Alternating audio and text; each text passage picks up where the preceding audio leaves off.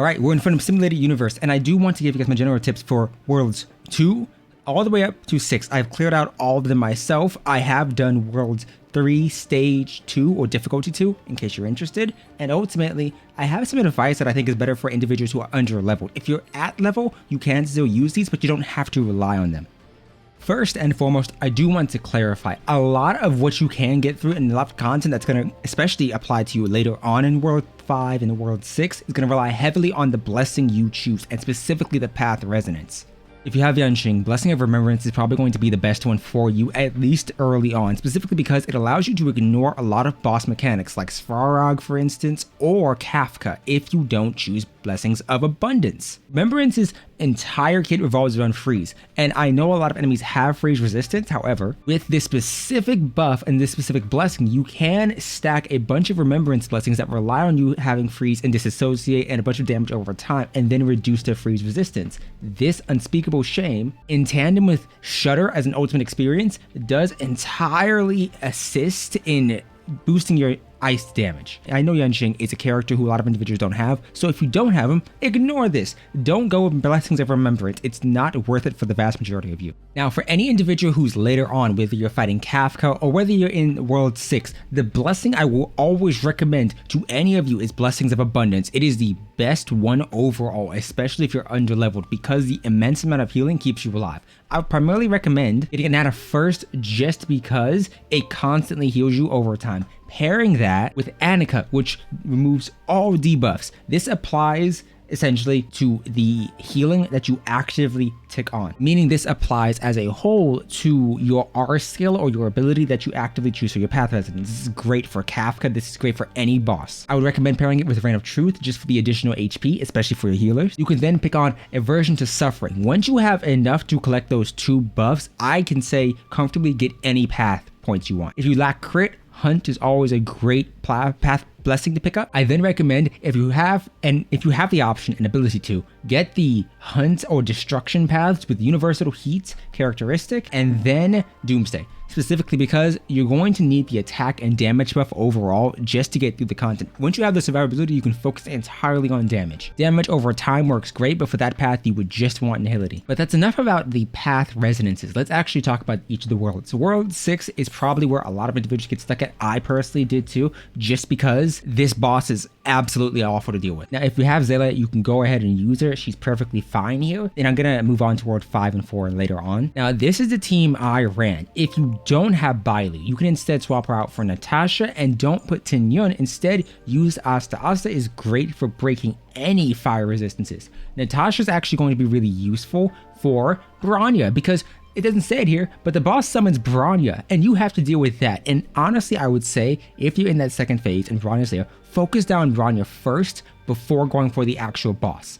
Every time Bronya is alive and continuously buffs the boss, you're going to be dealt a massive chunk of damage. Abundance kept me alive here. However, the thing is, the longer Bronya keeps the enemy alive and the longer Bronya messes up your turns, the stronger the boss is going to get. I believe the first time I fought her, she had 36% damage bonus, 360% damage bonus because she had 36 damage buffs. It was awful. For World 5, I constantly used Yanxing, and I used him to continuously freeze the boss with Blessings of Remembrance because I didn't know how powerful Abundance was at this time. Even though she has a resistance, if you don't feel like building up your Danhong, don't. You can honestly get by without building up the resistance weak bosses if you know what you're doing. Blessings of the Hunt are wind powers, so ultimately if you have the survivability to go for it, like you want to stack your main DPS with a Bailu, Natasha, and then either Fire MC for the shield or March 7th, go right ahead. But I do highly recommend either tailoring out for your main damage dealer, in my case Yanxing at the time, or going all in for Abundance and whatever else you can to minimize the amount of damage you're doing and the amount of damage you're taking. For a lot of you individuals, Kafka is probably going to be one of the most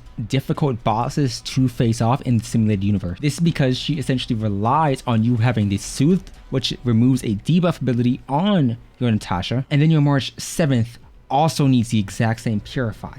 Because she will dominate or essentially take over one of your teammates, this means that even if you have a team that is specifically geared for her, she can take over your main damage dealer and then you're done for. And then she can do it at once. And then the last stage does it to, I believe, 2 to 3 teammates. So you actually need at least one character who can either survive or someone who can remove the debuff. I personally recommend Fire MC all the time just because of the taunt, it means that she's more inclined to target him first, and the shield keeps some underleveled unit, like Asta here, alive. For Svarog, I know a lot of individuals are going to have trouble with him, and this is difficulty 2, so his level's boosted up here, but my honest recommendation for this unit is take whatever main damage dealer you want, pair that with either a Tingyun or whatever electro or lightning unit you have. I use electro because Genshin. I honestly say build Serval just because she's good in this instance. If you don't like her though, you don't have to. I brought in Tingyun. It was not a good decision, but I brought her in. Fire MC is basically a must. This is because of 2 reasons. First off, the taunting helped out a lot, but second off, when he gets to the 3rd stage, the first hand he summons is going to grab Fire MC because of the taunt ability. You honestly need that to survive. I would say that it's more important to have a Fire MC even if they're underleveled, or a Fire MC that's built up higher than your main damage healer, because that taunt is incredibly important. The healer can be whatever.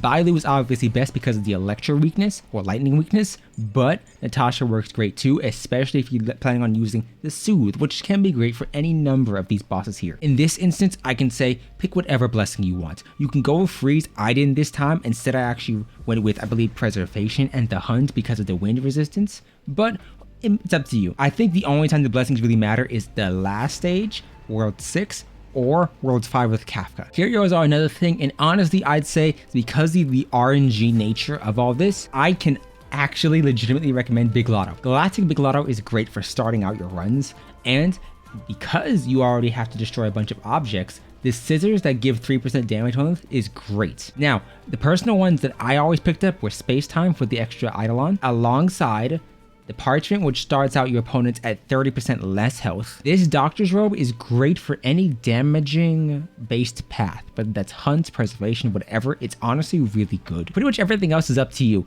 I don't recommend picking up the arrow codes unless you have the survivability already, because they will just get you killed. This is useful if you think you're going to die to an elite, but a lot of you are struggling, or going to struggle at least as your first major boss against Gepard or Gepard. He is iffy at best. Honestly, I brought in Natasha and Tingyun. Once again, she's great, or Serval, because of all the enemies you're facing off against in this instance. If you haven't looked at this menu, please check, because it does show you the resistances they have, and this means that you can plan around that. Frozen and Ice mean that essentially your ice-based units are awful. Your Yangsheng, awful. So instead, if you have the option, I'd use anyone else. Whelped obviously is great here as the only imaginary unit, but he's your first DPS check, and you won't have access to a lot of the blessings and resonances that many others will afterwards. So as a result, I personally say if you have Yangsheng, pick up the Remembrance Resonance just because of the freeze effects like earlier mentioned, or if you lack survivability, Preservation. Preservation is like Abundance, but not as messed up, not as unreasonably powerful. Once again, these are just my general tips here. I'm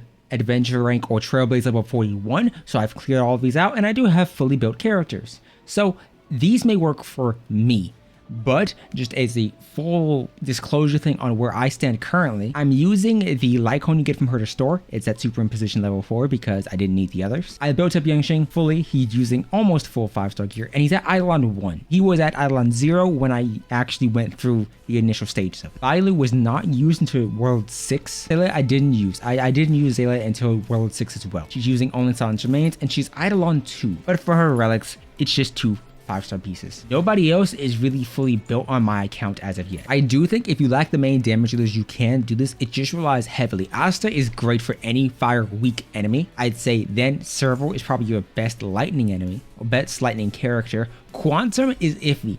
I do not recommend bringing this unit with you, strictly because the immense amount of skill point drain she has in her skills. Yes, I understand she can actively boost that damage, but she needs to use so many skill points to get to it, and if you're unlucky, you're just unlucky.